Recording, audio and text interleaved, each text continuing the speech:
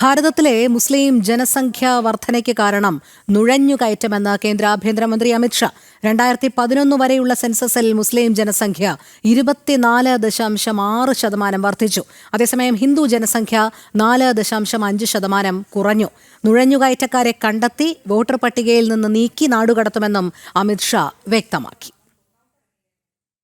ശ്രീകാന്ത് ചേരുന്നു വിവരങ്ങളുമായി. ശ്രീകാന്ത്, കഴിഞ്ഞ കുറേ നാളുകളായി ഭാരതത്തിലെ മുസ്ലിം ജനസംഖ്യയിൽ വരുന്ന ഈ ഏറ്റം അല്ലെങ്കിൽ മുസ്ലിം ജനസംഖ്യ കൂടുന്നത് പലപ്പോഴും പല റിപ്പോർട്ടുകളും പഠനങ്ങൾക്കും വിധേയമാക്കിയിട്ടുള്ളതാണ്. അത് കുടുംബത്തിനകത്ത് നിന്ന് മാത്രമല്ല, നുഴഞ്ഞുകയറ്റക്കാർ കൂടി ഇതിനുള്ളിൽ ഉൾപ്പെട്ടിട്ടുണ്ട് എന്നുള്ള ഒരു സുപ്രധാനമായ കണ്ടെത്തലിലേക്ക് കൂടിയാണോ നമ്മളിപ്പോൾ നീക്കുന്നത്? അതനുസരിച്ചാണോ ആഭ്യന്തരമന്ത്രി ഇപ്പോൾ വ്യക്തമാക്കിയിരിക്കുന്നത്?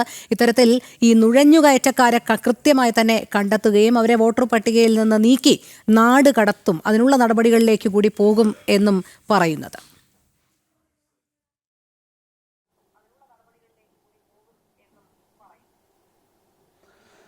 കേന്ദ്ര ആഭ്യന്തരമന്ത്രി അമിത്ഷാ നടത്തിയ പ്രസംഗത്തിൽ പറയുന്ന പ്രധാനപ്പെട്ട കാര്യങ്ങൾ ഇപ്രകാരമാണ്. ഇന്ത്യയിലെ മുസ്ലിം ജനസംഖ്യയിലെ വർധനവ് നുഴഞ്ഞുകയറ്റം കാരണമാണ് എന്നാണ് അദ്ദേഹം വ്യക്തമാക്കുന്നത്. രാജ്യത്തെ മുസ്ലിം ജനസംഖ്യ 24.6% വർദ്ധിക്കുകയുണ്ടായി.